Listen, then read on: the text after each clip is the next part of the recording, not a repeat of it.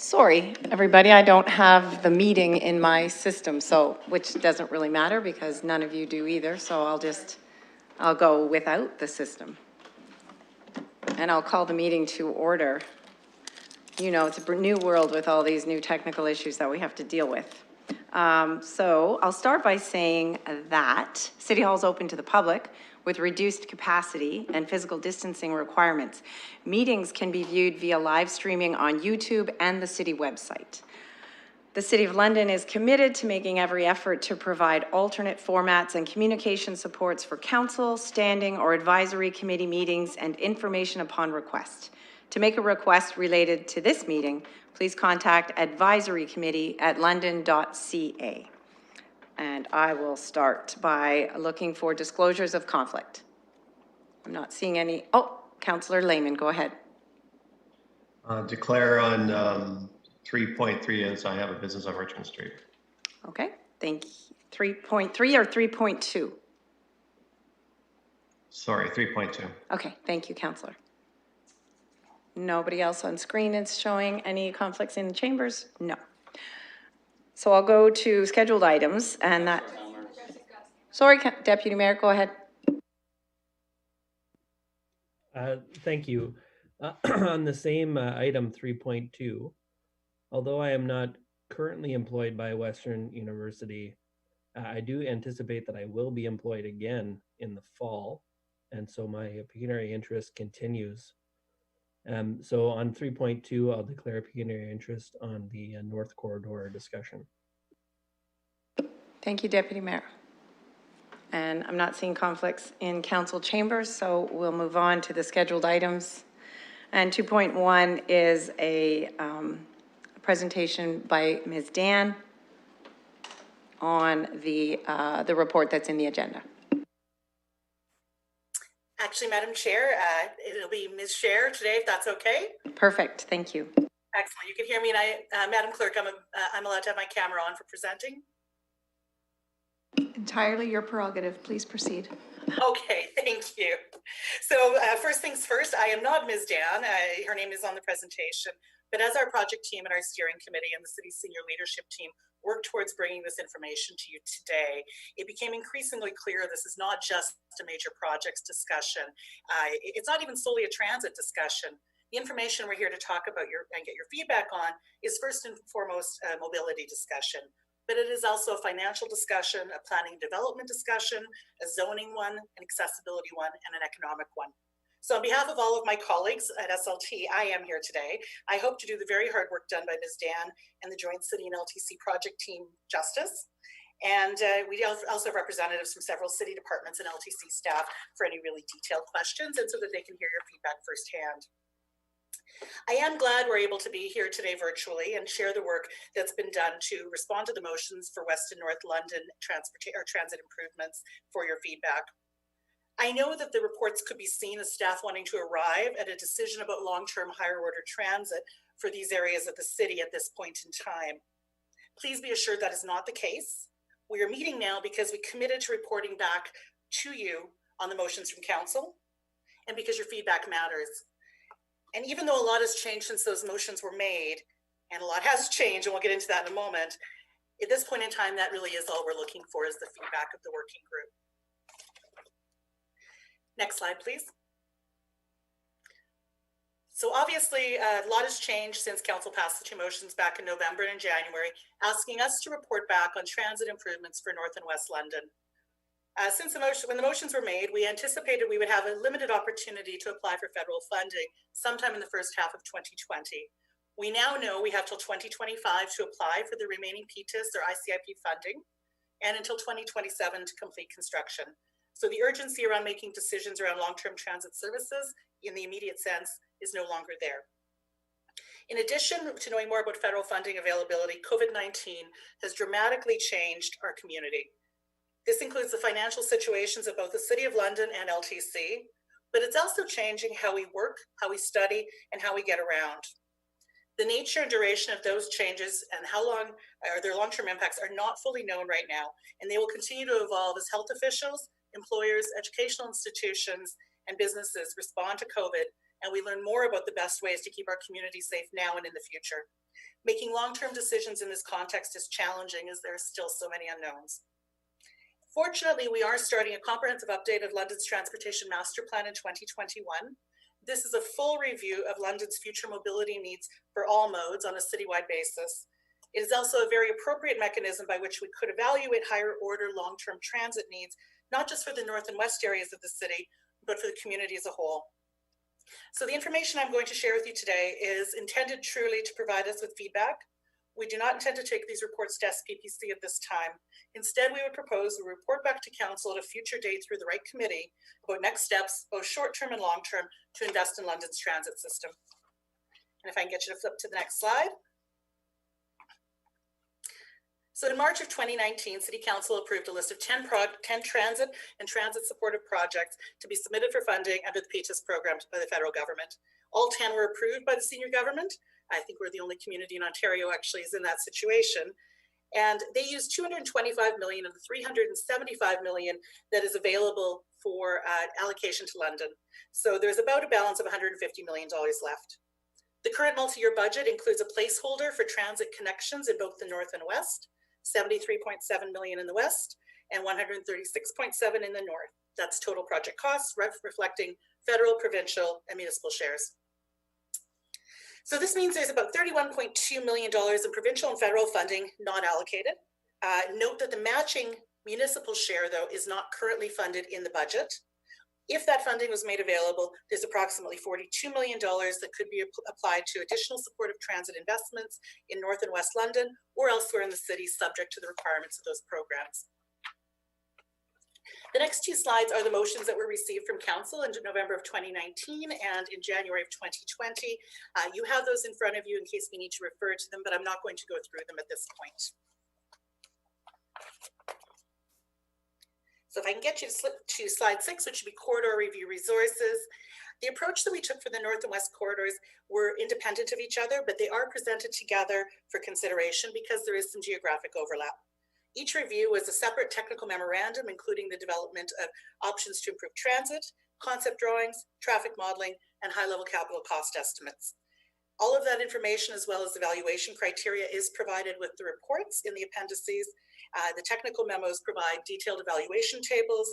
It's a lot of information to cover in this report, so we're only going to be focusing on some elements of it, but if you haven't had an opportunity to review the additional information, staff would be pleased to talk about it at any time. If I can get you to pop to the next slide. We also have tried to be consistent in how we approach the two geographic areas we were reviewing, but it's important to note that they were approached a little bit differently. For the west, there's a defined route. We developed and assessed transit priority options for each of 4 segments along those routes based on the operational roadside characteristics and development plans. And each of those range from minor transit improvements to higher order transit. From those, we were able to identify technically preferred options for each segment. This is on a technical basis, and we want your feedback on how that works from a community basis as well. For the north, because we are considering 2 potential roads that flank Western University on either side, we looked at a more high-level approach. So the 3 options considered covered the full length of both transit corridors rather than breaking them into segments, and were actually done on a basis of time. Short-term improvements that could be done fairly quickly versus longer-term investment strategies that would require additional time, work, and consultation. In both options, in both reviews, all of the options were reviewed against the same criteria, however, in order to ensure that there was consistency in terms of the impacts on the community and the benefits to transit, traffic, and other users. We can go to the next slide. So today's presentation, we're going to split into 3 parts. One is the background information and review framework, which will give you a bit of a foundational piece around how the work has been conducted. And then we have some information on both the west and north corridors for your consideration. I was intending to pause between each of those segments for technical questions. And then if we want to have a broader discussion, we can do so at the end. So next slide, part 1. This is the background information and review of the framework.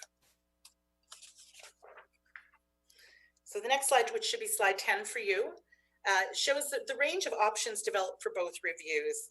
So a full range of options was considered for both of the reviews. The list is quite long, and there are a number of sort of sub-options that could apply to each of these. And they range from fairly minor transit improvements like express bus service, all the way up to adding transit-only lanes. I'm going to provide a brief explanation of each of these options and let you know whether or not they were carried forward for further evaluation and why or why not. There's more detail, obviously, in the technical appendices that comes with the reports as well. So starting with sort of minor approaches to transit improvement, let's start with express bus service on the next slide. Express bus service reduces travel time over conventional local service by making fewer stops and following more direct routes. LTC actually already operates Route 93 along Western and Warncliffe, connecting White Oaks Mall to Masonville Place. And Route 91 provides express service on Oxford from Fanshawe to Capulet Lane. This option does not require infrastructure investment under ICIP or PTIS funding, and extending express bus service, that one rolls off my tongue, is already considered through LTC's annual service reviews, which include public consultation. For these reasons, we did not consider express service for future evaluation on either of the areas, because changes to that service would occur anyway based on LTC's service reviews when it's required to meet their ridership and operational needs. The next slide is transit signal priority. So the Transportation Intelligent Mobility Management System, I approved that name and I still regret it. TIMS is much easier to say. The project is currently funded as one of the 10 approved PTIS projects that was submitted last year. This includes transit signal priority and other signal improvements such as sensors and video cameras along all major corridors, and will support better mobility for all road users. Transit signal priority can really help with things like maintaining transit schedules, because we can adjust signal timing to provide a green wave for transit, so buses always get a green light as they're approaching, where we can do that, or adjusting signals to allow transit to catch up if they're behind schedule. Signal priority benefits all level of transit service, from the express services we have down to local service where they cross major roadways. For the North Corridor, the transit signal priority projects are already included in the TIMS project, so we have not evaluated that further, as that work will continue regardless. For the West Corridor, there's currently minimal transit service beyond Hyde Park, so transit signal priority can provide a minor option to evaluate as part of the discussion in the motion to potentially extend services further west. And if I can get you to flip to the next slide, intersection improvements or Q-jump lanes should be the title. So Q-jump lanes are typically curbside transit lanes. They're provided at intersections where there's long through traffic queues. Typically, these are dedicated short lanes that allow buses to bypass or jump that queue in the through lanes to help them stick to their schedules and get ahead of congestion. Cars can share these lanes where they're making right turn movements. In developing both the North and West London options, Q-jump lanes have been evaluated in the curb lanes leading up to signalized intersections. And the lanes can be seen also as phased implementation or quick start measures to support future higher order transit investment. However, there is some risk that the design may not be compatible with an ultimate future design that's still unknown at this point, so there can be some throwaway costs. You may have noticed that this was not on the spectrum with the little arrows that showed the types of transit improvements from minor to major, but the next slide talks about something that often gets discussed in the same context as Q-jump lanes, and that's bus bays. So bus bays are very different than a Q-jump lane. Bus bays enable buses to pull out of traffic to allow passenger loading and unloading. The buses then have to merge back into traffic without the help of a traffic signal. And while Ontario does have yield to bus legislation, transit operators say it's pretty rare the drivers allow them to merge. So while drivers often really like bus bays because they allow vehicles, traffic to flow unimpeded by stopping buses, they actually increase transit travel times and impact the reliability of bus service in a negative way. Because the motion asked us specifically to consider ways to improve transit services, we did not pursue bus bays further at this time. So back to the things we did evaluate. The next slide, which should be number 15, is two-way transit lanes. Two-way transit lanes are bus-only lanes that allow bus traffic to travel in two directions, sharing a single lane. Traffic signals at either end that were specific to transit would let buses know when the lane is available to them by signaling to buses when it's safe to enter and stopping them outside of that shared section when the lane is in use in the other direction. Two-way transit lanes can work extremely well in constrained spaces, and they're also very helpful for reducing the total number of lanes that are required to be built. So bridges and tunnels are really great examples of where these might be used. But they typically only work well for fairly short segments, so under 1 kilometer. Because of the distances involved in the two reviews that were included in the motions, these were not evaluated for further consideration at this time. That wouldn't necessarily rule them out for short stretches in the future, but they aren't a solution on the corridor-wide basis. The next slide. So the next slide would be convert existing lanes to transit-only lanes. Converting existing traffic lanes to bus-only provides a way of implementing higher-order transit while minimizing property impacts and costs in constrained corridors. Transit receives the reliability and frequency benefits of the dedicated lanes, but this is done at the expense of traffic capacity. When looking into converting existing traffic lanes to transit-only, it's important to consider a number of factors, including the future traffic and pedestrian volumes, the level of service of road operations and the turning movements that are in demand, and the ability of the surrounding road network to absorb any displaced traffic. Next slide. Widening to add transit-only lanes provides unimpeded bus operations, and where those additional lanes are constructed, also provides additional capacity for vehicles by removing current transit operations from the vehicle lanes. While widening provides the greatest transit benefit and has the least impact on other road users, particularly drivers, this also typically has the greatest impact in terms of property, tree relocations, utility impact, and cost. So if you can go to the next slide to our short list of options, which goes back to our spectrum we started with in this section. When we considered the many options for prioritizing potential future transit improvements, some of them are considered operationally infeasible or not applicable under the current funding stream and have not been carried forward.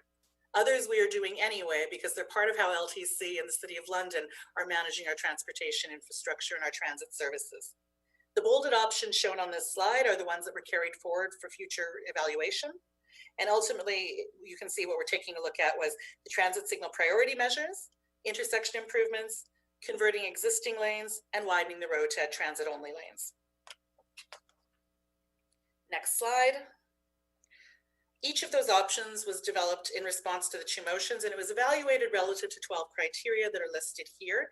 Not all these criteria are equally weighted, and the full evaluation can be found in the technical appendices that summarizes every option in full. And next slide. So that is the end of our background information about how the work was done. If there are any questions related to this, we'd be pleased to take them at this point. Otherwise, we will move into the West London Service Review and start into that information when you're ready. Councillor Hopkins. Thank you, Madam Chair. Madam Chair. Madam Chair, Ms. Chair, thank you for the presentation. I really do appreciate it. I have a technical question around the TIMS and going to slide 12, which includes Oxford Street to Sanatorium Road. What was the criteria for going to Sanatorium Road, and would there be opportunities to extend that? As you know, the West End is all about development, further out towards River Bend, along Oxford. Just wanted to understand the rationale behind Sanatorium Road. So will that be covered in when we get to the West End specifically, Ms. Scher? Yes, it would be, and we can answer that question at that time if that's acceptable to the councillor. Sure, this relates strictly to the TIMS, the current traffic TIMS signal project, priority. the project that is underway for TIMS proper versus the evaluation criteria. Right. I'm going to ask Mr. McRae to answer that question. Thank you. Through the chair, the TIMS project covers much of the city and is not necessarily limited by the proposed rapid transit corridors. And it's a function of the practicability of extending fiber optics and different communications and the spacing of traffic signals. And therefore it made sense to take the TIMS project to Sanatorium Road. And as development extends further west, it's certainly aspects of TIMS can be expanded to align with the development and increasing traffic demands on Oxford Street. Thank you. Thank you, Mr. McRae. Councillor Hopkins. Yep, that's good. Thank you. I see Councillor Van Holst's hand up.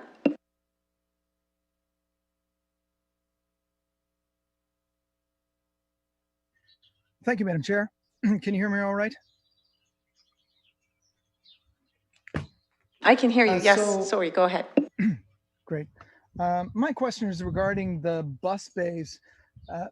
Have we considered signalizing some bus, put a bus bay and then put a signal on it, so that would be the way that traffic would allow the buses to merge? Thank you for the question, Councillor.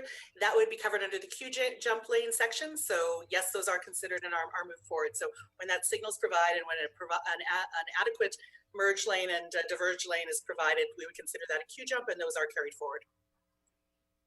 Okay, no, I'm sorry. I mean, not at the intersections, an actual bus bay along the route somewhere, providing a traffic signal. So we've got flashing lights for pedestrian crossings that stop traffic. Could we not also provide a way for us to stop the traffic to allow a bus to merge into regular traffic? Thank you, and through the chair. On some blocks where you have a great deal of distance between existing traffic signals, it might be technically possible, given the operational parameters of a bus, how much room they need to merge from traffic and back into traffic, plus their stopping distance, which may or be more, one bus or more. Typically speaking, those will consume a great deal of any average city block. So they're better used at the intersections where you have them stop in advance and then remerge on the other side of the intersection. There could be some locations where there's a long distance between adjacent traffic signals where that could fit. We didn't get to that level of block by block detail. Councillor? Okay, thank you. I'm not sure I understand the need for a greater distance that you talked about. Let's just imagine a regular bus bay. If we were to put some kind of a signal by it that stops traffic so that the bus can get back into traffic, was that considered? Through the chair, no, it was not, because generally speaking, the spacing between adjacent traffic signals is not long enough to allow for the introduction of an additional bus signal. There could be some locations throughout the city where those signals are quite a long ways apart where that could work. We didn't identify any specifically along this corridor, which tends to be quite high volume and quite high bus operations. Okay, thank you. That's fine, Madam Chair. Thank you. Any other technical questions on the background information? I'm not seeing any. Councillor Van Holst, if you could lower your hand so that I know when you have a question again, that would be great. So no other technical questions. I'm going to let Ms. Scher go ahead with the next part of the presentation. Thank you, Madam Chair. So if I can get everybody onto, I believe, slide 21, if your numbers line up with mine, let's get started with the West Corridor review. Again, there's a lot of information in this section, so at the end, I will pause for some questions related to the West, and then we'll dig into the North. So the previous studies, including the current Transportation Master Plan and the London Plan, evaluated a long list of potential corridors to assess where higher order transportation transit options could be introduced in West London.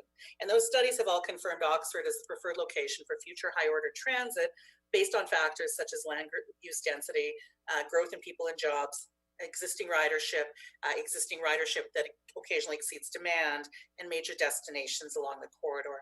That's not to say there aren't other corridors in the future that could make sense, but on the information we have now from all of that work, Oxford Street remains the route. The upcoming Transportation Master Plan in 2021 will continue to evaluate future corridor operations. If we can go to the next slide. So for the purposes of responding to this motion, we only considered Oxford Street, and it was divided into 4 segments. Segments 1 and 2 overlap with the former Westleg route for rapid transit. From the downtown loop, the route would head west along Riverside Drive, turn north on Warncliffe, and then run west along Oxford Street to what was a proposed transit village at Wonderland Road. For this assessment, we have now extended that corridor further west along Oxford to first Hyde Park, and then ultimately further west to West Elborn. And these are represented by segments 3 and 4 on the map on your slides. 16 total options were evaluated for the West Corridor. They're all documented in the report in the appendices. I'm only going to share some of them with you today, just in the interest of time. If there are follow-up questions from our team at any time, or you want to ask those questions today, we'd be pleased to sit down and go through that information with you as well. So you'll notice along the very bottom of your slides, it sort of shows you what segment we're on. I found that quite helpful, but I'm not sure it's there for your help if it's useful. Segment 1 runs along Riverside Drive up to Oxford, up Warncliffe to Oxford, and then west on Oxford to Platts Lane. We're on slide 24 at this point. Higher order transit service would run along this route, as well as some additional local bus service. This is a very high traffic stretch of Warncliffe, and most of it is contained within the Blackfriars Petersville Heritage Conservation District, and is also limited is in a floodplain, which provides some challenges with permitting and redevelopment. The road allowance, particularly around Warncliffe, is quite constrained. Most of the buildings, which are mostly houses, but some businesses, are located extremely close to the front yard property line. We can go to the next slide. Here are the 4 options that were considered on segment 1. So this is an aerial view at the intersection of Riverside and Warncliffe as an example of how this section could potentially work in the future. Option 1 would maintain the existing 4 traffic lanes, and buses would run in mixed traffic. This would also now include intersection improvements at Riverside and Oxford, and a westbound transit-only lane built on Oxford itself. Option 2 would leave the road with the 4-lane roadway, but convert the 2 center lanes to transit only, and the 2 outside lanes would reserve for general traffic. This would require some widening at intersections for turn movements and a center median along Warncliffe. For option 3, the road would be widened to 6 lanes, introducing transit-only lanes and maintaining 4 general traffic lanes. And for option 4, we'd make no changes to road infrastructure. Buses would operate in mixed traffic, and there would be smart traffic signals to help improve transit travel times. If we can pop over to the next slide, this is a really quick just reference, and it'll play out a little bit more in the north discussion.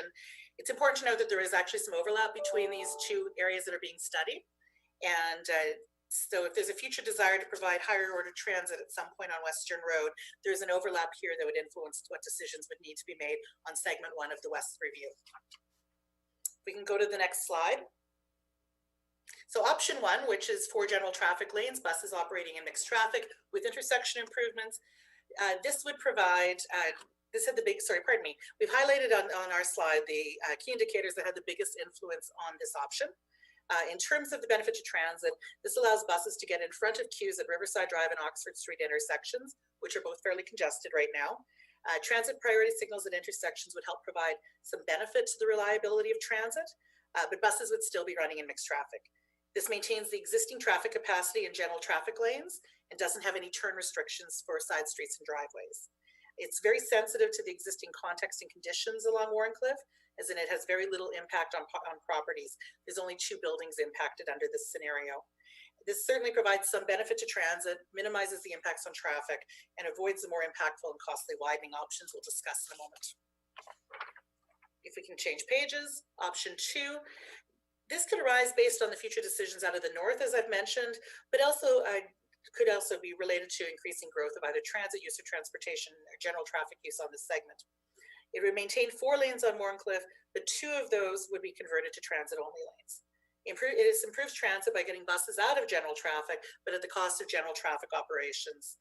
The loss of those 2 lanes would increase congestion and delay along this segment of Warncliffe, and there are a few viable options nearby that could actually absorb that additional capacity. In order to accommodate transit infrastructure, some widening would be required at the intersections, and there would be impacts on more properties, including 22 heritage buildings. It does provide a greater benefit to transit than mixed traffic, but that is outweighed by the costs, the impact to property, and the impacts to general traffic capacity. If I can get you to go to the next slide, to option 3. Pardon me. There's a lot of slides. I'm glad I have water. Option 3 is similar to option 2 in that it provides bus-only lanes, but instead of repurposing existing lanes, we'd be adding new ones. This accommodates both transit and traffic extremely well, but the widening for this option has significant cost and property impacts. Upwards of 70 building impacts would be expected, 41 heritage buildings included amongst that number. The land costs are significant, and we should note land costs are not typically eligible for funding from higher levels of government. Certainly under the current programs, they are not. and almost the entire east side of Warncliffe would be fully impacted. So while this provides the best benefits to all motorized road users, the costs are extremely high and the impacts on property are also significant. So if we can go to slide 30, there are 3 options there, and I don't know that I need to re-summarize those. The costs are provided on each of them, and from a technically preferred perspective, option 1 provides the right benefit to the right cost for us from a technical perspective at this time.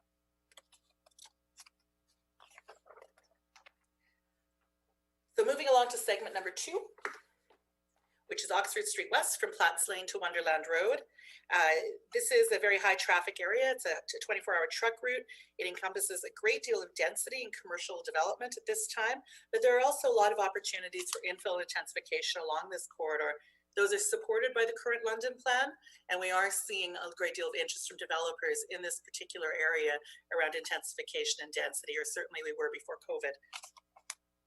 We can go to the next slide. We also considered 4 options for this segment.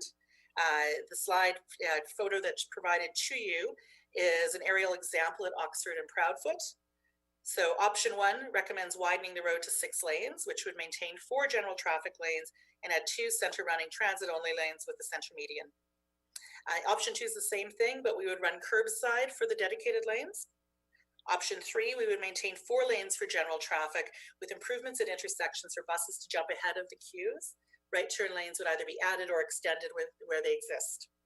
And in option 4, we would not change road infrastructure at all. Buses would operate in mixed traffic with transit signal priority measures, such as smart traffic signals to help improve transit travel times.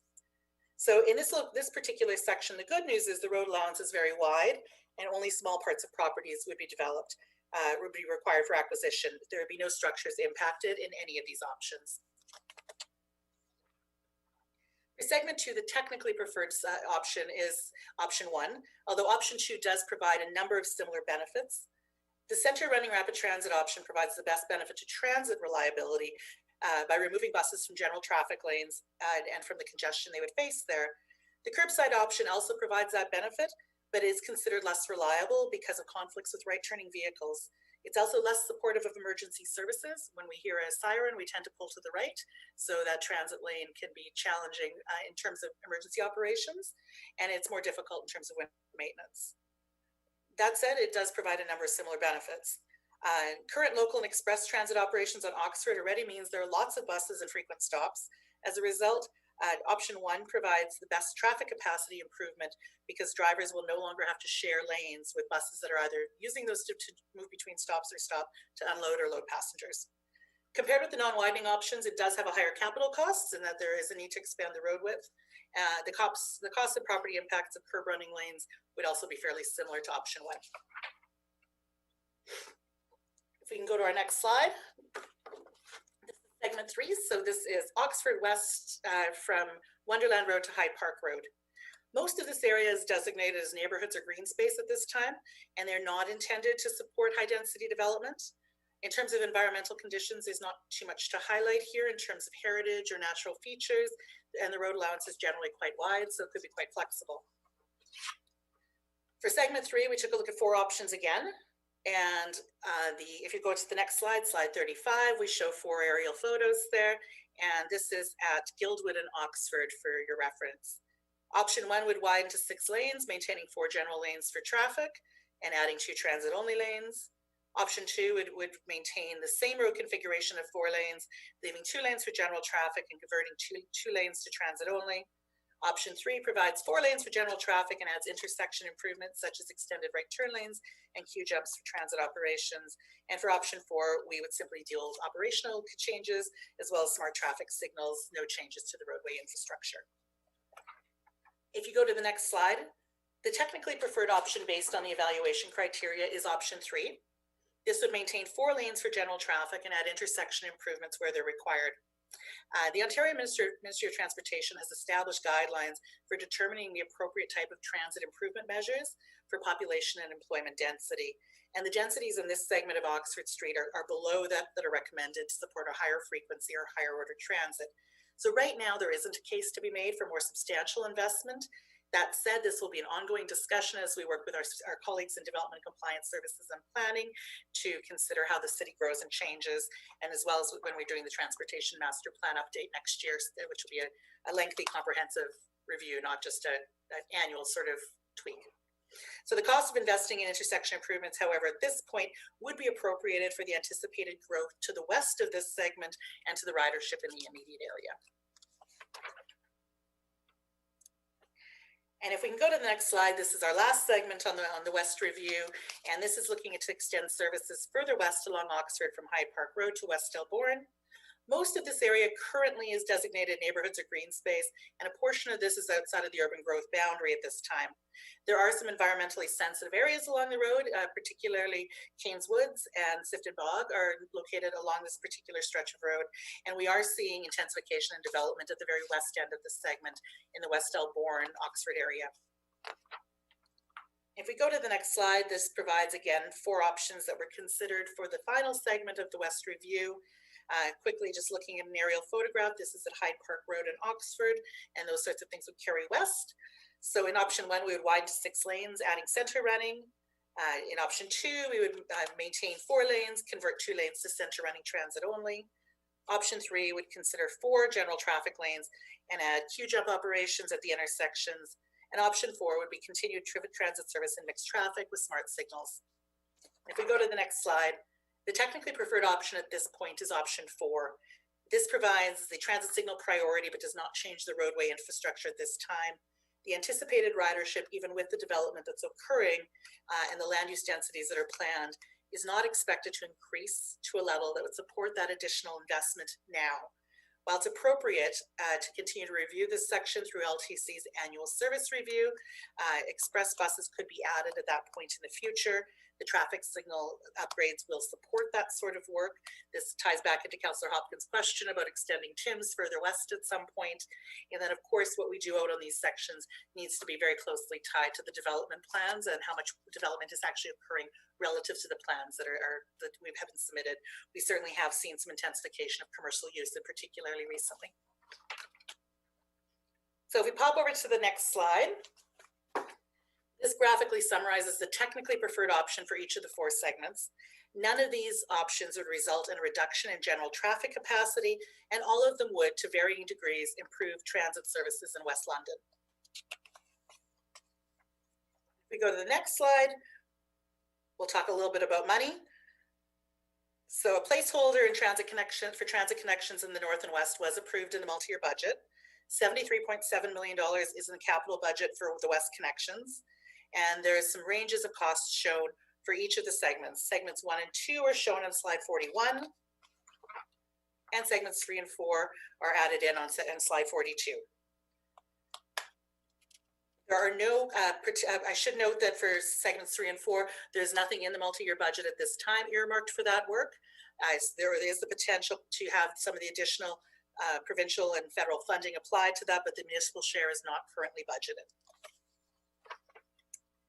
And if we can pop to the next slide, before I wrap up this part of the presentation, I'd like to speak to the other 3 topics the council asked us to consider as part of the West Transit motion.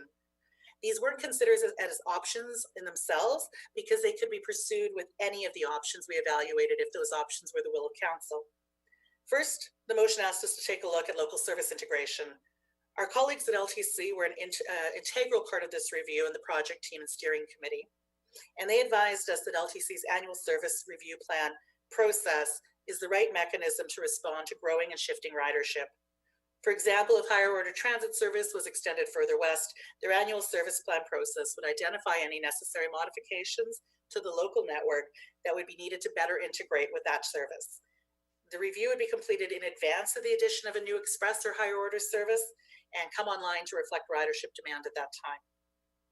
So without knowing exactly what the changes are, it's hard to speculate on what changes might be made to support it. In terms of fleet electrification, Council and LTC recently directed LTC staff to report back on possible electrification of the entire LTC bus fleet. As a result, that feasibility study is underway and will be done later this year. We have not reported back additionally because this actually is a broader question now that was asked in the motion, which looks specifically at this area of the city. LTC is now working with Q-Trick to actually review electrification of their entire fleet, which I'm keen to see how those results turn out. It's an exciting opportunity. And finally, if you can flip to the next slide, we were asked to look for opportunities for park and rides. And I'll touch on that just a little bit here. Park and rides are a really great opportunity to get car drivers to transfer to transit for at least part of their daily commute. We generally want to locate them at key destinations, so major junctions into the city, commercial areas, high density development, educational institutions. And as transit services extended further west to either Hyde Park or West Elborn through whatever means that ends up being and when it happens, there's a really good opportunity to work with businesses and landowners in those areas. However, without knowing the extent of where transit ultimately will extend and the timing of that, there are simply too many locations to identify and speculate where we might build at this point. Feedback today would help us consider future options. I think it's also important to note that the role park and rides have regionally really necessitates us to talk to other levels of government to ensure that funding reflects those conditions. Not everybody who uses a park and ride would be coming from London, so there can be benefits to other communities in terms of their connectivity. And we know there's a regional transportation plan, particularly related to transit, underway with the province, and we're part of that process. So we've heard loud and clear from council and from the working group and from the community that park and rides are something people are pretty excited about. And we commit to continuing to evaluate where those could be appropriate as we start to make decisions around growth, around planning and design through the Transportation Master Plan in the future.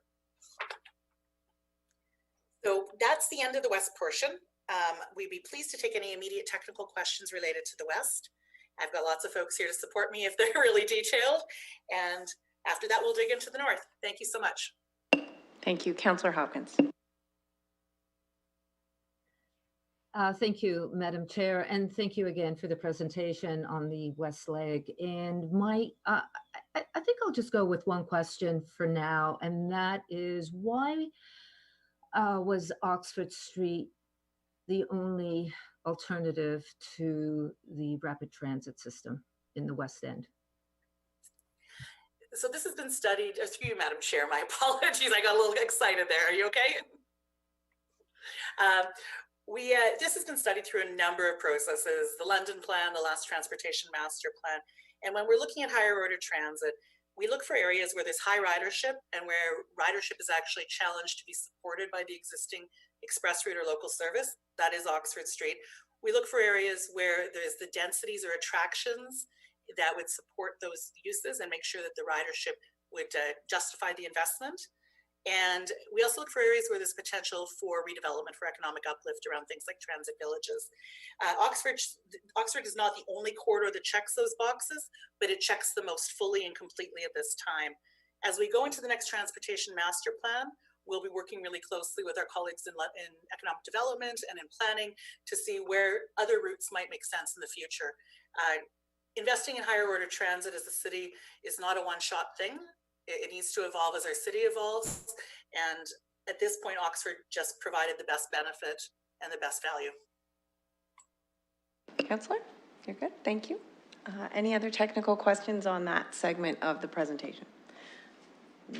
Councillor Van Holst, followed by Deputy Mayor Helmer. Thank you, Madam Chair. And my question, I may have a couple, but first, we're looking at some 6-lane widenings here, which I think is good. Had we gone with the light rail, would this whole section have been widened to 6 lanes? Through you. Through you, Madam Chair. I'm sorry, I actually can't answer that question. The light rail decision was done long before I came to the city, and I don't have all the history. I certainly wouldn't want to speculate on it. Okay, thank you. So the next question is about the costs of land purchases. So for instance, in segment number 1, it was suggested that the cost to move to 6 lanes would be quite high in terms of land impacts, although I think they're reasonably deep lots, and there would be property left over. The piece of information I'd be interested in is if we were to expropriate those lands and then either sell them again or use the HDC to build something on them and sell that, I'm pretty sure we could recoup all our land costs. So has something like that been considered? Through you, Madam Chair, yes, it absolutely was. The majority of segment 1 is in the floodplain, however. So while the existing buildings are allowed to continue to exist there, redevelopment within that section would be extremely challenging. Okay, well, extremely challenging. Who would we have to interact with in order to make those developments possible? Through you, Madam Chair, it would vary depending on what it is. There are restrictions to what sort of development can occur within the floodplain. Residential is generally a difficult one to get approved. Obviously, Upper Thames would be part of that conversation, but there are areas within that segment that frankly staff would not advise for redevelopment because of the nature of the flooding. So while you're right that the lots themselves geometrically could support a widening and then a residual parcel amalgamation that could be redeveloped in another location, there's a great deal of uncertainty, and there'd also be costs related to flood proofing, even if we could get a permit. I wouldn't want to speculate on what approvals we would get from the Conservation Authority at this time. Okay, thank you. Maybe one final question. Certainly, redevelopment allows for the opportunity for flood proofing. So that might be an interesting thing to investigate too. Thank you. Thank you, Councillor. Any other technical questions on that segment? Oh, sorry, I forgot about you, Deputy Mayor. Go ahead. Thank you. I just wonder if through you, Ms. Chair, could speak to how the intersection at Oxford and Wharncliffe under these different scenarios would interact with the approved project, which is an intersection improvement at Oxford and Wharncliffe. I have looked at the drawings quite a while ago for both of these kind of ideas, and they're pretty similar, but they're not exactly similar.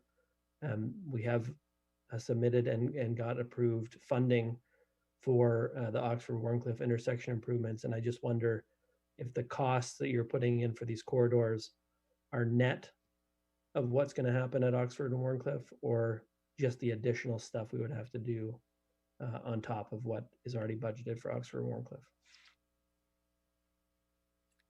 Thank you, through the chair. I'm going to ask that Ms. Dan answer that question with support from Mr. McRae, as they've been more involved in the detailed design and planning work.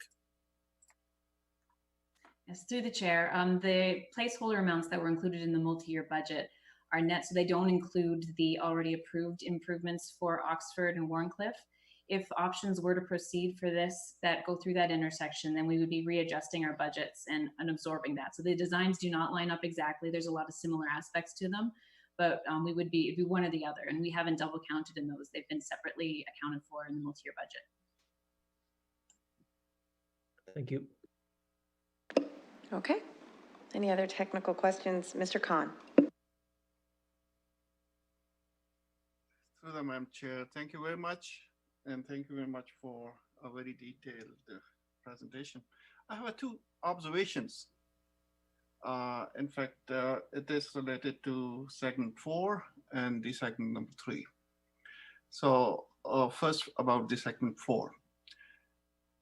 If we are coming from coming towards east on Oxford, and there is a new subdivision just after West Elborne. And right now, if we take if we are coming and taking left on Oxford from West Elborne, the width of the road is already it may pass only one it may let pass only one car, or I mean, there is a right lane which is going towards commercial area and into the new subdivision. So, and I haven't seen any road improvement or road infrastructure change in this segment 4. So I believe that in coming years, there will be a big traffic problem because there are new already built subdivision, which is on the West Elborne on the right side of the, on the north of Oxford Street. And the traffic will be coming on Oxford from that subdivision and from new subdivision.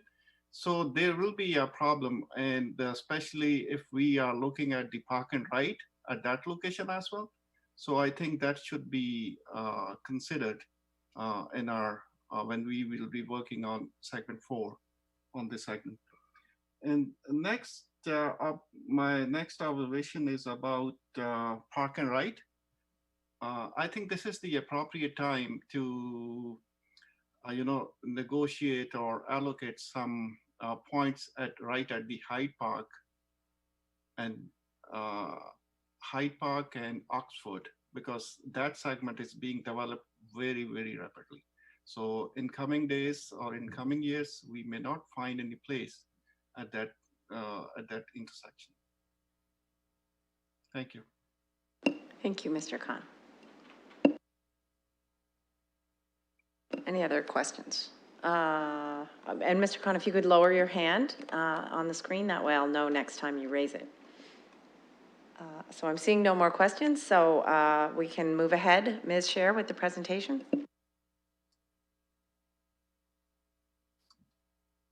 There we go. You can see me and hear me? Excellent. If we can move on to the next slide, which would be slide 47, we're going to talk a bit about the review that was done to serve North London. So today we have 2 primary transit corridors that serve North London. They connect downtown to Masonville Place, and they flank Western University. So this is Richmond Street and the Western Warncliffe Road combination. As the city grows, there will continue to be transit needs along both of these corridors. So the review considered both of them together. There's no all or nothing where one of those roads can carry all of the transit demand, whether it's local service, express service, or higher order at some point, and the other would carry none. This is a very busy section of the city. So each option that was included contains a combination of improvements on both Western Road and Richmond Street. And at a high level, option 1, which is shown in teal on the graphic, is intersection improvements along both of those corridors. Option 2 in darker blue would provide a higher order level of transit on Western Road with intersection improvements on Richmond Street. And option 3, the converse, would have a higher order level of transit on Richmond Street and intersection improvements along Western Road. To be clear, it is not our expectation to pick one of these today. What we would hope to hear is your feedback so that we can provide some more detailed work to support an approach in the future. And there's no real urgency to make that decision now. Ultimately, we'll need to break these corridors down into segments for further consideration. And I would like you to encourage you to think of all of these as high-level strategies to help us set the stage for the review that will come in the Transportation Master Plan. So if we can go to the next slide. As I mentioned, this is the reviews of the West versus the North. So the North review takes a bit more of an elevated look at the options serving North London. While we had 16 different options in the West review, because we are still looking at 2 very, very long segments of roadway, and we haven't narrowed it down to specifically focusing on one at this time, the full length are considered for each of those. And we'll highlight the key criteria and the considerations that were provided. So we'll start with option 1, which is next slide. This provides a shorter-term alternative to long-term solutions of higher order transit on either corridor. This would provide improvements to transit operations for both local and express routes that are already operating in mixed traffic today and experience congestion and delay, and can also create congestion, delay, and frustration for drivers on these corridors. It would add or extend existing right turn lanes to serve as bus queue jump lanes at specific signalized intersections along both roadways. And it does not impact the West Corridor at all because it would support existing service and does not increase transit demand on either of the corridors. We go to the next slide. So these enhanced intersection improvements reflect the lack of turn lanes, particularly along Richmond Street from Central Avenue to Western Road. So there's delay there for general traffic and for transit, because typically speaking, we're sharing lanes for right turns and left turns with through traffic.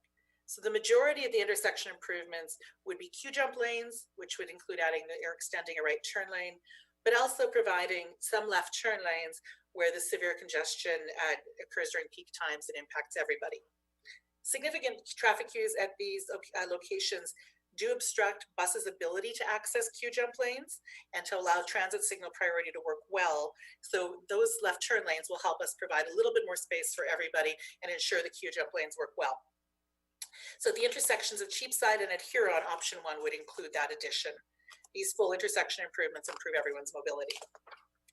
So next slide, some things to consider for North option 1. Queue jump lanes working with transit signal priority would make local and express routes more reliable. Buses would still be operating largely in mixed traffic between those intersections and would still be subject to delay during busy times. This option would have the least impact on properties, on trees and utilities, so the costs are much lower than other alternatives considered. Because this option provides focused improvements only at intersections, that it's unlikely that those investments could be salvaged at some future point if higher order transit's required. Ultimately, option 1 is not a long-term solution for either of these corridors or for the service for North London. However, it does provide some viable interim solutions to support better transit on Western and Richmond Road at this time. It certainly would improve operations for everybody now. If we can go to the next slide, option 2 would locate higher order transit on Western Road, which would be still paired with the intersection improvements on Richmond Street from option 1.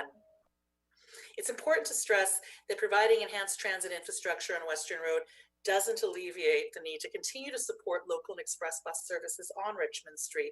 These are very highly used corridors for LTC, and it's important that we have those rider options to support and distribute the passenger load. Option 2 does assume widening the road to 6 lanes on Western Road. So that would provide transit-only lanes while maintaining 4 lanes of general traffic. That configuration could be carried from Masonville as far south as Platts Lane. South of Platts Lane, we've had to develop some sub-options, which would range from minor traffic improvements to major transit improvements in response to some of the physical constraints on this corridor. So if we go to the next slide, this image shows the intersection of Western and Sarnia, and it shows what the 6-lane widening for a higher order transit would look like from Masonville Place to Platts Lane. And the next slide, as we continue south along the corridor, this is where things get a little bit more challenging. The portion from Platts Lane to Oxford Street was actually just widened in 2018, and that included the replacement of the CP railway crossing to provide additional roadway capacity. There are also a number of property and heritage constraints along this segment of Western Road. So with that in mind, we have 3 sub-options we were considering for carrying higher order transit south of Platts at some future point, and those would range from minor transit improvements to major transit improvements. So option 2A would leave the newly constructed road as it is, and buses would run in mixed traffic. Option 2B would maintain 4 lanes, but convert the center 2 lanes to transit only. This option would involve widening some intersections and traffic operations. It means I need your signature so I can send it in.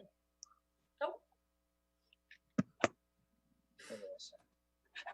If you could mute your microphone if you're in the meeting, and go ahead, Ms. Scher. That's okay.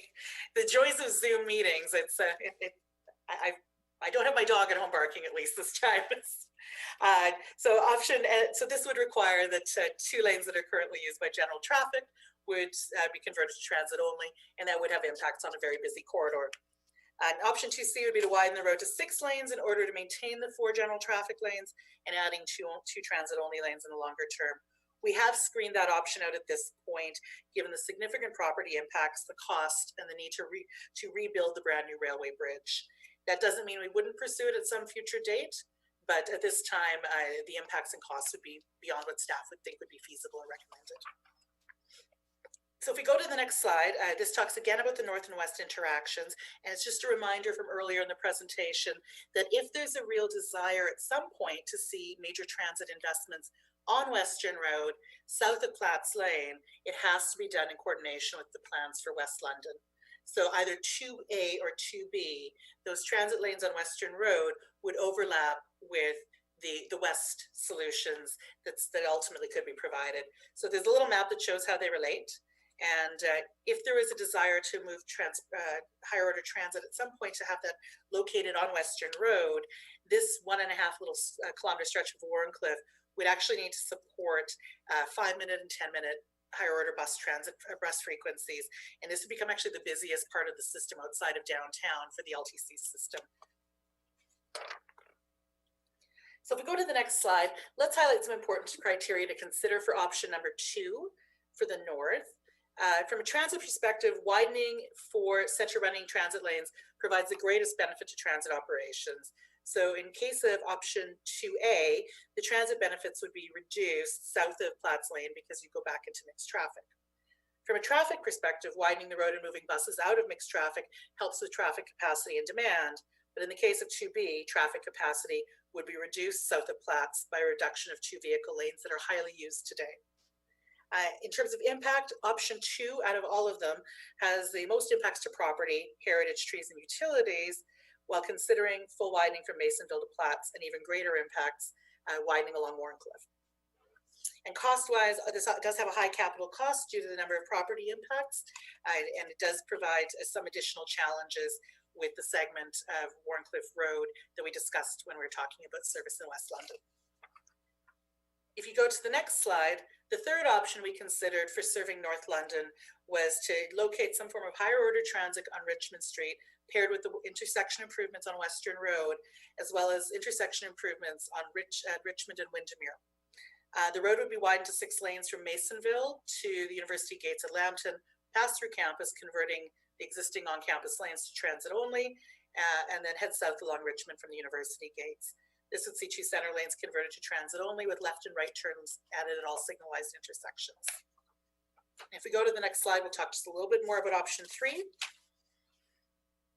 The key indicators that were influential in evaluating this option, from a transit perspective, center running transit lanes are reliable because buses are separated from general traffic congestion and not impacted by turning movements.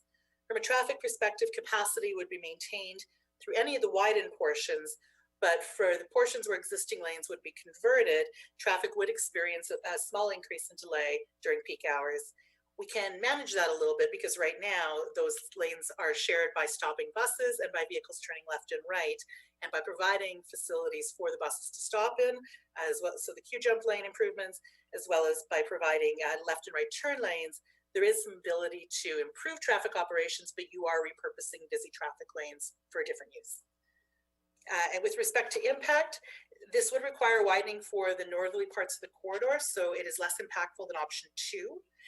And much of the widening along Richmond south of Huron does actually stay within the existing road allowance, which is quite wide. So this does actually, though, have a slightly higher cost than option 2, and that's strictly based on the length of the route. This is the longest route considered in terms of north service. If we go to the next slide, we provide a number of ranges with respect to costs. So the capital costs are summarized here for the North Corridor, including both the sub-options for option 2 on Western Road and Warncliffe.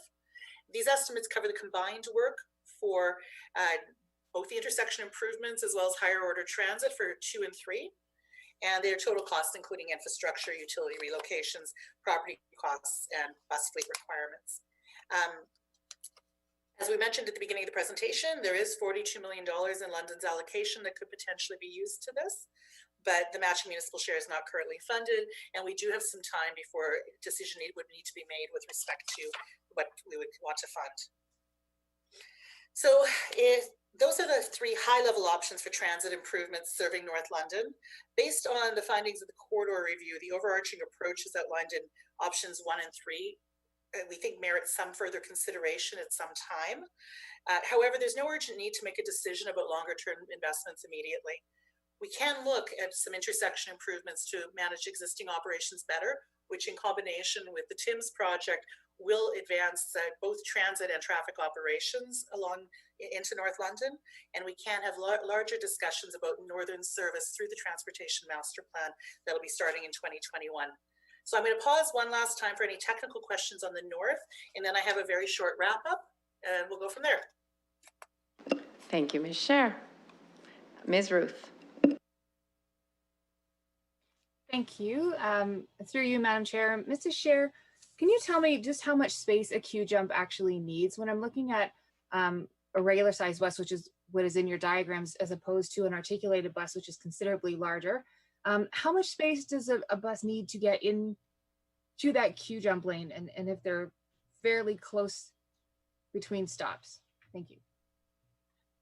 Through the chair, I'm going to ask that perhaps between Ms. Dan and Ms. Palachny, they might have the more detailed answer on that. Through the chair, I can start as Ms. Dan. What we did through our review was do traffic modeling of each of the intersections to see how long the queue of traffic was. So it's not about fitting the bus, it's about the bus being able to get past backed up traffic. So in those cases, our cost estimates were based on our approximation of how long the queue jump or extended right turn lane would need to be in order for the buses to be able to bypass and then take advantage of transit signal priority. Okay. So, but how long a stretch would that be in terms of feet or meters or whatever calculation you used?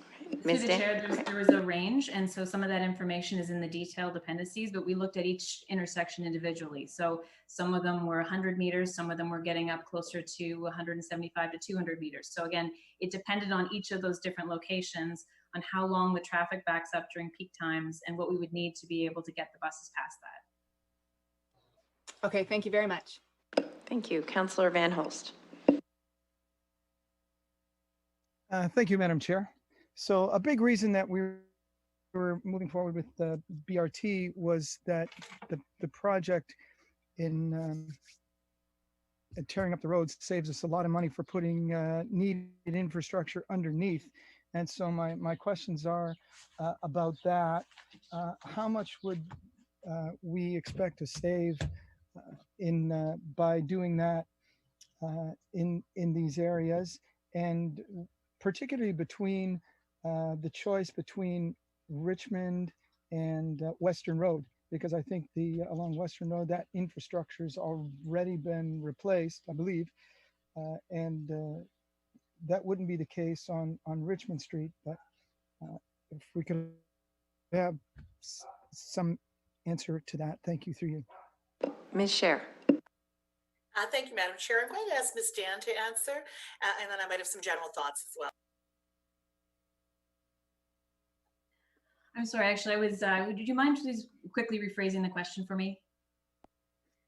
Certainly. So how much are we saving in this project on water and wastewater infrastructure? So the other underground utilities that need to be replaced along the way, that was a big reason for doing the BRT project. And then the second part of that is there a difference between choosing Western Road and Richmond Street in terms of that? I think we redid the underground infrastructure along Western Road already. Yes, through all of our RT projects, if we are moving forward, we're working to coordinate with any planned underground infrastructure. So we're doing all of our life cycle improvements at the same time.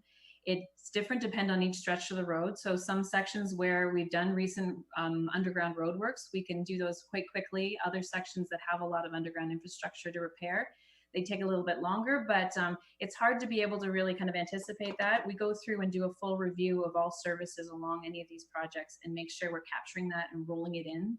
We gain a lot of savings through the restoration costs. So going through and being able to do all that work, and when we repair the road, we put the underground infrastructure back to its best condition when we go in. So.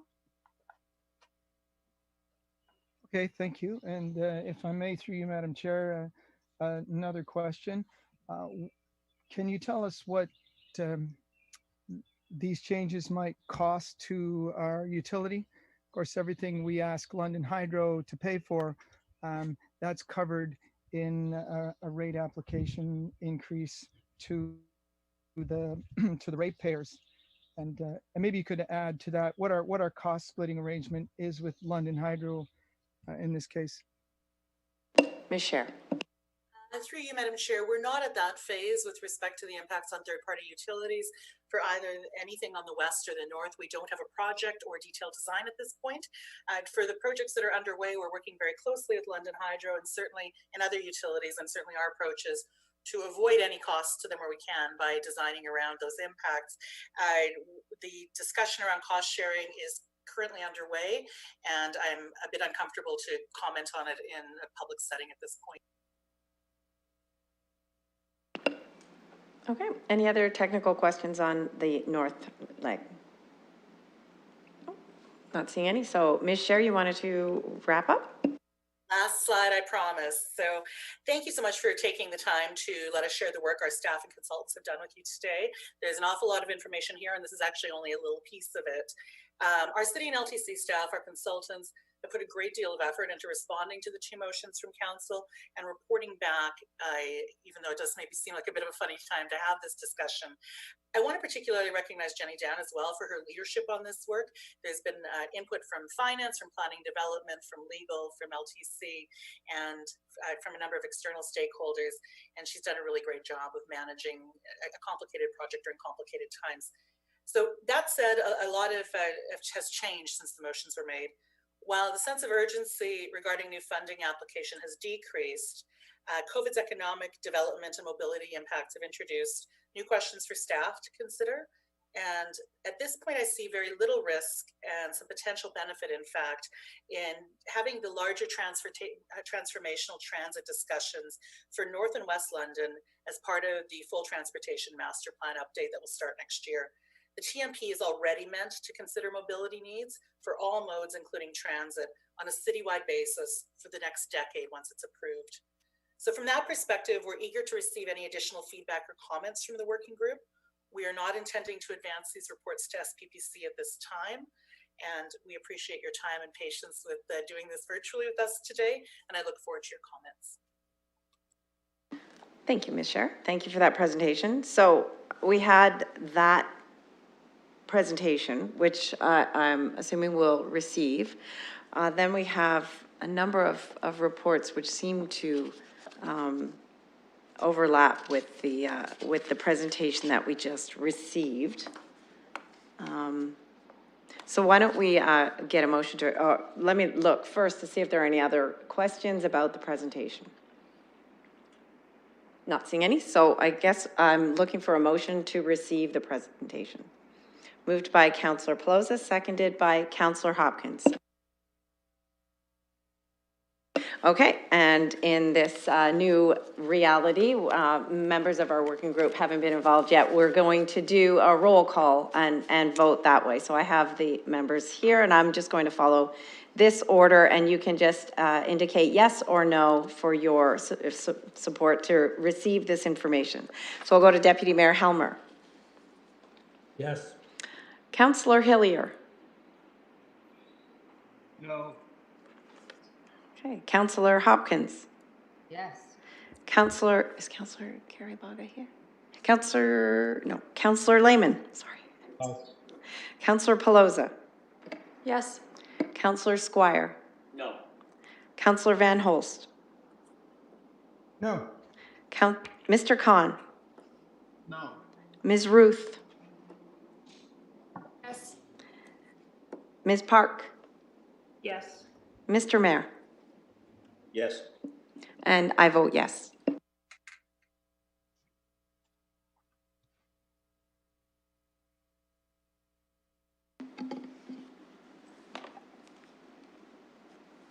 Closing the vote, the motion carries 8-4 with 1 absent. Thank you. So move to 3.1, which is the first report of the Rapid Transit Implementation Working Group. Are there any questions or comments on that report? Seeing none, I need a motion to receive.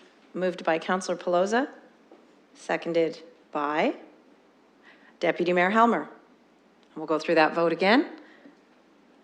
Deputy Mayor Helmer. Yes. Councillor Hillier. No. Councillor Hopkins. Yes. Councillor Lehman.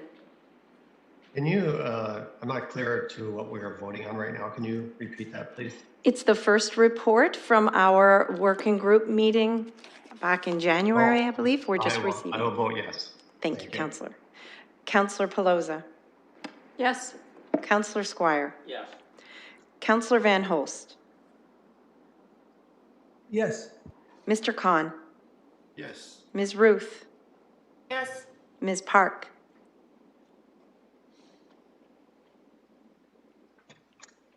Ms. Park?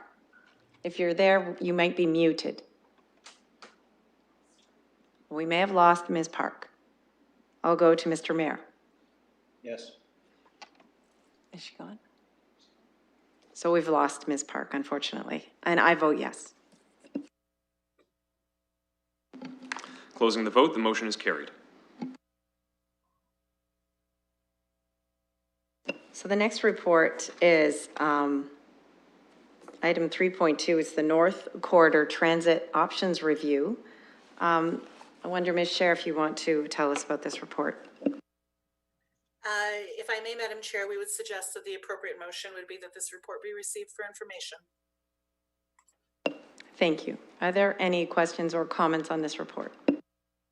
Councillor Squire. I want to be really brief, but I want to be really direct. I'm not prepared to accept this report. In my submission, it's beyond, the report itself is beyond the jurisdiction of staff and was not in proper response to the motion that was brought. I have nothing more to say at this time, but I hope that is accepted as being a very strong statement.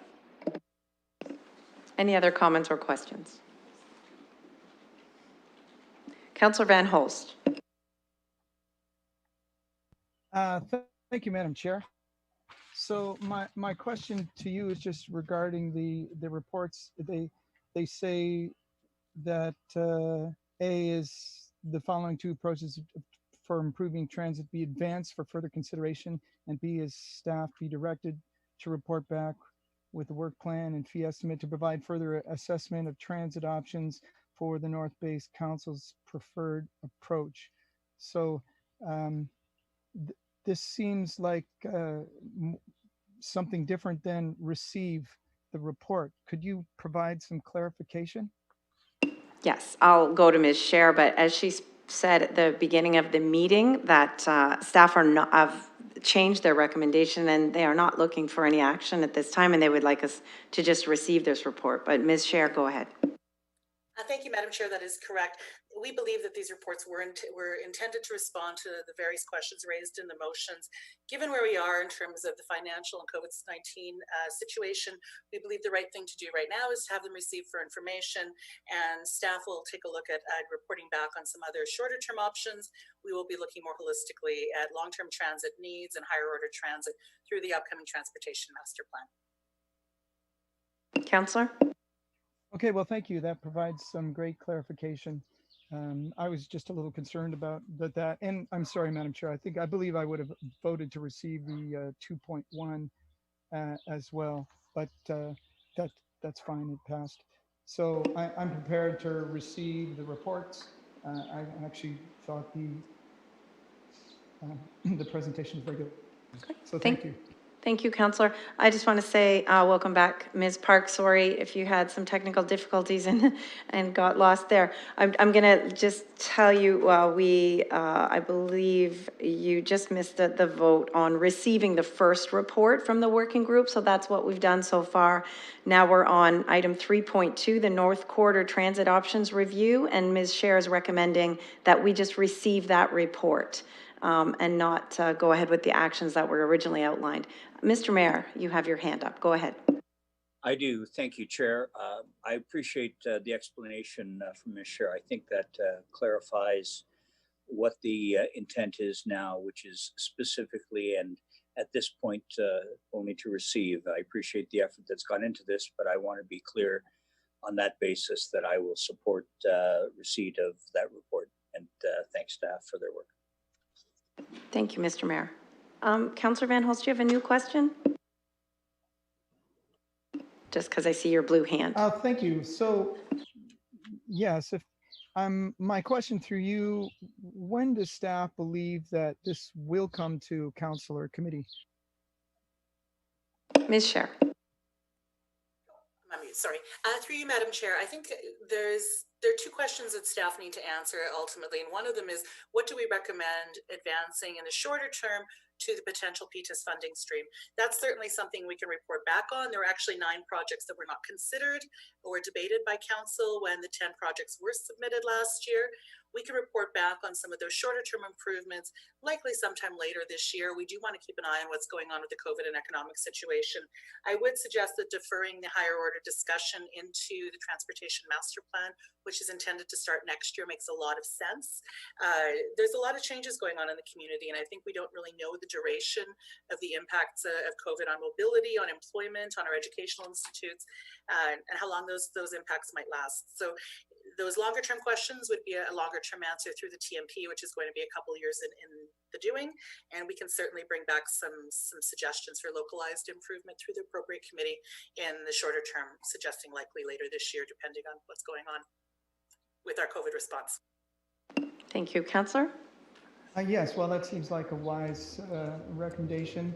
I'll also ask, because I understand our city engineers' discomfort with the discussions about London Hydro, that when that does come back, perhaps we can have a confidential item included in there as well. Thank you.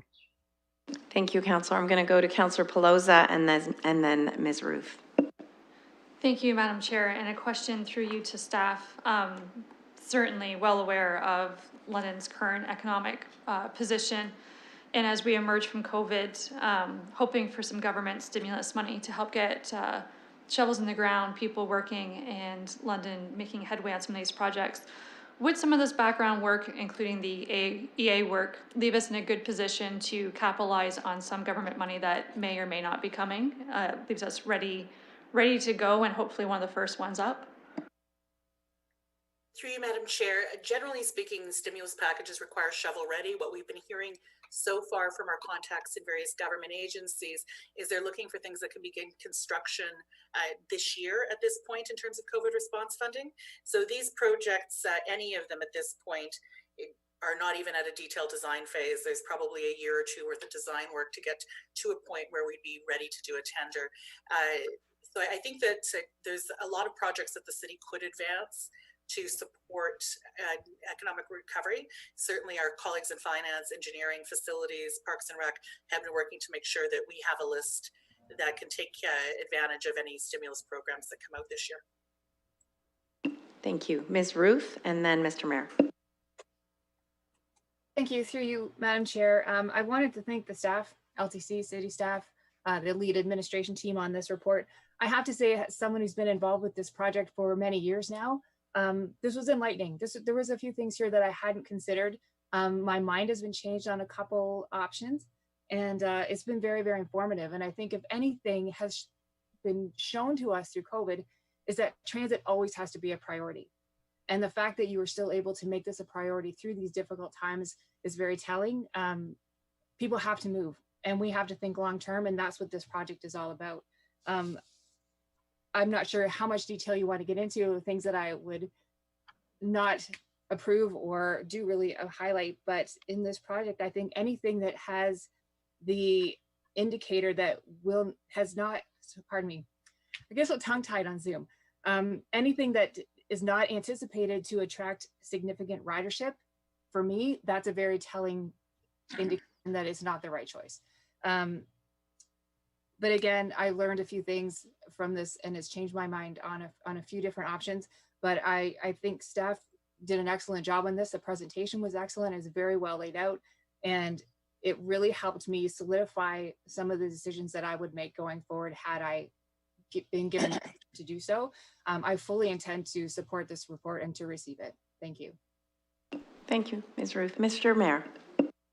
Thanks very much. I just want to provide some background for the benefit of those who are not around the horseshoe typically. What happened, as you know, is that based on the amount of work that has been done and considered by the city, we and staff we came up with a series of some 10 projects that were ultimately approved, but there were a number of projects that were put in front of us, of which we recommended 10, of which those 10 received funding, as Ms. Scher has indicated, at the federal, provincial level, supported by municipal funds as well. That left an amount of monies yet to be allocated. We have felt strongly that completing those 10 projects are going to occupy a certain amount of our time and over the next number of years, but we do not want to leave money on the table from the provincial and federal governments that are available for, as they would say back then, transformational transit related projects. I think there's some room around that as well now. And that's what prompted the initiatives from councillors both in the west and north end of London to challenge staff to come up with a list of projects. What I anticipate when we're ready to deal with this is that we will have a number of projects, not unlike those that we considered when we as a council approved those 10, but that there will be a series of projects that will be in front of us for consideration, at which time we will put our best efforts together. We will not lose that funding. We'll make sure that it's satisfactory from a timing standpoint. That's why I appreciate engineering and finance, the amount of effort that's gone into this, with input obviously from transit too. But I want to be clear, that's the intention I think council seeks, is to have a number of projects that we will look at. We will support whichever projects we support at that time. And that's why I'm extremely comfortable supporting this report with, and certainly I've made it clear, and council's made it clear to our provincial and federal senior levels. We appreciate their flexibility in being this and having this done in a couple of stages. And we look forward to receiving the balance of funds once those have been approved. We will not put those funds in jeopardy, because we are going to be spending cents on the dollar for much needed improvements, including the underground infrastructure that you've heard referenced as well. So I wanted to give a bit of that history. I thought that might be helpful, and look forward to, at some point, we'll be setting that time to deal more concretely with these issues. So again, thank you to Ms. Scher, to her team, and to finance and the city for this. Thank you, Mr. Mayor. Any other questions or comments? Seeing none, I'm looking for a motion to receive this report. Moved by Mr. Khan and seconded by Ms. Park. I'll call the roll. Councillor Hillier. No. Councillor Hopkins. Yes. Councillor Lehman. I recuse. Councillor Pelosa. Yes. Councillor Squire. For the reasons I stated earlier, a big no. Councillor Van Holst. Yes. Mr. Khan. Yes. Ms. Ruth. Yes. Ms. Park. Yay. Mr. Mayor. Yes. And Deputy Mayor Helmer. Recuse. And I vote yes. Closing the vote, that motion is carried. Okay, a final report before us are the transit options review for the West Corridor, and Ms. Scher has recommended that we receive that report as well. Are there any questions or comments on this report? Councillor Hopkins. Yes, thank you, Madam Chair, and thank you very much to staff for this report. We asked for this report, and I find it very interesting to have this conversation again. And it's such an important time to have this conversation. So thank you for bringing it forward. If anything, it does make us more aware of the importance of transit and the future of transit and the future of our city as well. So I appreciate the conversation. I know, Ms. Scher, you are looking for feedback as well from the community. And one thing I was a little disappointed to read in the report about the Park and Ride program, and maybe now's not the opportunity to look at that. But I'm hoping that there will be opportunities in the future, be it over towards West Elborn in Oxford or even Hyde Park, to continue having those opportunities. I think it's really important that we don't say no to everything as we move forward. I really feel very strongly as the ward councillor of Ward 9 that we not be left out of mobility in the City of London. We do not have a plan out here. I think it's very important that we be part of that plan. So for me to receive this report, looking forward as well to the master transportation plan coming up. I can't believe we're looking at that next year too. I think that's going to be another important conversation. But I'm very pleased.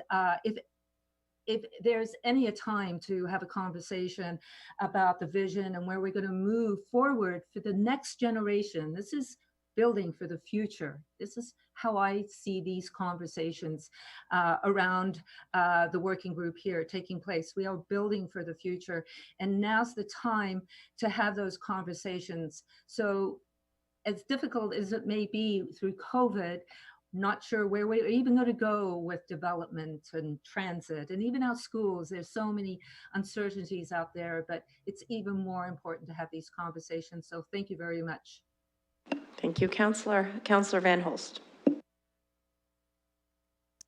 Yeah, thank you, Madam Chair. And of course, we want to improve transit in a way that makes London seem better and not in a way that makes it seem worse. So I really appreciate staff's steering away from the recommendations that might have had negative impacts on traffic operations, because I think those are the things that we would have heard most about if they were to happen. So, Councillor, thank you very much. Any other comments or questions? Councillor Morgan, welcome. Thank you. And I'm not on the committee, but I appreciate, since staff are asking for some feedback, the opportunity to just give a brief couple of comments. I will say, because I'm not on the committee, I didn't participate in the declarations, but nothing I am saying today relates to the Northern Route in any way. When that comes before council, I would certainly declare on that because of my employer being Western University. But on the West Route, one of the things I'm still interested in, and I appreciate the city engineer's comments on local transit integration and some of the challenges towards developing that. Anything we can do to ensure that local transit integration, particularly when we were contemplating extensions of routes, is valuable to my constituents, given where we're situated in the city. So I'm not sure what will be possible in the future, but even concept routes at a very high level, beyond what was done in the 2018 report, would be valuable to have on the table for thoughts and discussions as well in the future. So I just leave that comment. Otherwise, I appreciate the amount of work that staff had to do to bring this together. Thank you, Councillor. Was there a question there, or was it just comment? Just a comment. Thank you. Councillor Lehman. Yeah, I just joined my West End councillors here. I think I share Councillor Squire's disappointment that this report did not. I didn't get what I expected when I made the motion. I was looking for other options, and not the same consultant to come back with the same ideas as before. I was glad to see thoughts given to extend to ideas which include past Wonderland and getting to Hyde Park and Oxford, which is increasingly becoming a busy intersection, and then finally out past the river, because that's where we see growth. I was disappointed to kind of see a bit softer stance on the idea of park and rides out there, as with the Wellington Gateway. I think the park and ride concept would lead to increased transit ridership, which is what I heard was desired today. And also I was disappointed to not see some ideas coming forth for, my neighbors, to my neighboring wards to the north and south of, Oxford, Wonderland, and Byron, and the northwest area. So I hope when discussions go forward at a future date, we will kind of consider not such fixed routes, but more of an integrated route that will connect more parts of the city than those of us who live within a couple of kilometers of the main arterial roads. We have to get all of London connected, not just 4 or 5 streets. So thank you. Any other comments from the working group? Deputy Mayor. Thank you. I won't repeat all of the arguments for why the west corridor would be a great idea.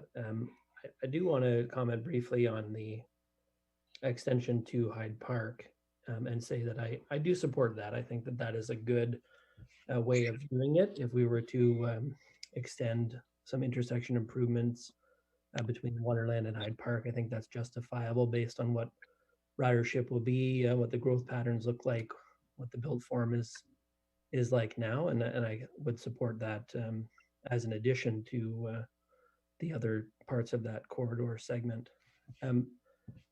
I do think that I'm going to say just a couple of things about the West Corridor. One is that where the apartment buildings is not change, where they are is not changing. So one of the reasons that Oxford is the corridor is because Cherry Hill is there and Oxford and Wonderland is there, and there's a huge number of people. We're talking thousands of people who live very, very close to Oxford Street. In fact, I think I've mentioned this before in discussions. When I first moved to London, I lived in an apartment just off Oxford and Proudfoot, and I used to walk down to get the bus down there, or go the other way and hike it down to the Via Rail station down Riverside. There's a lot of people who live in those areas, both to the southeast of Oxford and Wonderland and the northwest, just on the other side of Oxford and Wonderland. That's because there's a lot of high density buildings there, and those buildings are not going anywhere. In fact, what we should expect in the future is that there'll be more of those higher density buildings and not fewer. Even on the north side of Oxford now, those ESAM lands, that would be a new development essentially in the core of the city, just on the other side of Proudfoot, close to where the Good Life building is now. Once the sewer works can be done to sort of deal with the drainage problems across Oxford Street, which is already underway. So that's an area that could see potentially quite a lot of growth, and that's not even including the mall lands, which I think could be redeveloped as well. So that is just a very high amount of transit demand and potential transit demand, and I think we're going to be constantly talking about improving transit to Oxford and Wonderland as long as that is the situation on the ground. And I think all the other things that Councillor Morgan has brought up in terms of integration with the rest of the transit network, I think those are great conversations to have. If there was some intersection improvements out to Hyde Park, I could see that there might be some changes in terms of how LTC was doing local service, either northbound or southbound, connecting into that. And I think those are worth having. But when we're looking at the infrastructure funding, really the question is, where is the transit demand high enough that you need to do major capital works to improve it? Because a lot of cases you can just add buses and change routes, and you don't really need a whole lot of capital funding to do that. And I think we can ask the question a lot, but the answer is going to keep coming back the same. If these are the places that are generating a lot of the trips, these are going to be the places that are generating a lot of the trips, and there's no real way around that. I do think receiving the report is fine. We have several projects that need to go ahead and that are funded. We actually eventually have to start building them. But I wanted to say just one cautionary note, which is the transit projects don't get any cheaper the longer you take to do them. In fact, they tend to get more expensive. The price of property goes up, buildings encroach, it gets more and more difficult, and frankly, it gets more and more disruptive to do those projects. So, there is a cost to delay, a real cost in terms of financial expenditure, and also the delayed benefits of improving transit. There is also the deteriorating infrastructure problem, which is, we have situations of the road where the pavement quality is already low. It's going to be declining over time. That's the direction it goes. It doesn't go the other way. And if we have to do patching and replacements, shave and paves, things like that, that starts to add up too. So if we put things off for too long, we can end up spending a lot more money because you have to do multiple projects, multiple construction disruptions, and that can be a lot worse in the long run. So I don't think that the West Corridor There's much concern for that. I think we can wait a little bit. I look forward to having discussion in the Transportation Master Plan process. I guess the last thing I would say is the first report on the list of reports for this agenda item is dated 2012, and it is the Transportation Master Plan. So we're facing a situation now where we've gone basically 10 years between transportation master plans and having spent virtually the entire time talking about doing something in the West and potentially not having actually done anything. And I do think we have a limited window here where that we might not miss the opportunity, but if we wait too long, we could miss the opportunity. And I think that would be a bad thing for the City of London. So those are my comments. I really appreciate the analysis, especially going out to Hyde Park and beyond, because I think, you know, only certain solutions are going to be appropriate out there, and the idea of widening out to 6 lanes or something like that, that just wouldn't work. It wouldn't be justified. And I think this is really helpful in informing what kind of things could work in that part of the city. Thank you. Ms. Park? Thank you, Madam Chair. And firstly, I'd like to apologize for my connectivity issues, internet being what it is. I want to take the opportunity to thank staff for this report and presentation. It's really done a remarkable job of synthesizing years and years of work, years and years of thought processes that have gone into rapid transit in the City of London. I think it is salient to make sure that we don't forget all of this information, because as Councillor Helmer just said, we'll be having this conversation again soon. I think this also gives the community an opportunity to have a breather, to bring this forward at a future date. And I think it was timely of the federal government to give the communities that time for the PTIF funding, because it really relieved a pressure valve, I would say, in our community, realizing how difficult this conversation has been for these years. So I want to thank staff for the time that they've put into this, and I want to thank the councillors who have given us this opportunity to have this discussion again. Thank you, Ms. Park. Councillor Van Holst, do you have another question, or did you leave your hand up? Okay, I'm not hearing anything from him. So any other comments or questions from the working group? Seeing none, I'm looking for a motion to receive this report. Moved by Councillor Hopkins, seconded by Ms. Ruth, and I'll call the vote. Deputy Mayor Helmer. Yes. Councillor Hillier. No. Councillor Hopkins. Yes. Councillor Lehman. No. Councillor Pelosa. Yes. Councillor Squire. No. Councillor Van Holst. Yes. Mr. Khan. Yes. Ms. Ruth. Yes. Ms. Park. Oh, did we lose her again? I see she's got her. Oh, there you are. Ms. Park? Pardon me, I said yay. Thank you. And Mr. Mayor? Yes. And I vote yes. Closing the vote, the motion is carried. Thank you. So that's our agenda. I just want to say thank you to staff for bringing this whole agenda forward and for that presentation. I know that when we have these conversations, often it's staff that bears the brunt of any criticism. So thank you for a very thorough analysis of this. And I want to say thank you to the commissioners on the LTC, that members of council and members of the lay members of the commission that are here, for continuing to have conversations on improving transit, especially in the context of COVID-19. So I think during COVID, we've recognized how important transit is when we see the people that rely on transit are they have that need financially to rely on transit. They're among some of our lowest paid, and yet they are the ones that we really relied on during the shutdown, when all businesses were shut down, the people working in our grocery stores, the people cleaning the facilities, our healthcare workers.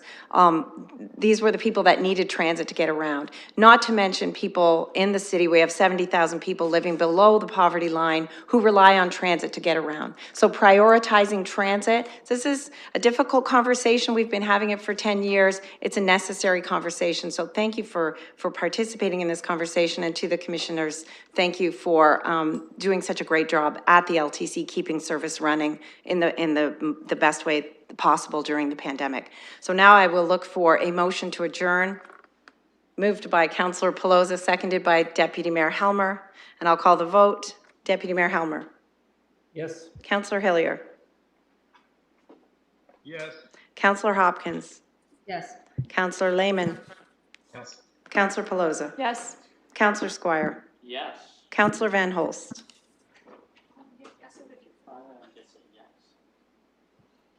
Mr. Khan. Yes. Ms. Park. Ms. Ruth.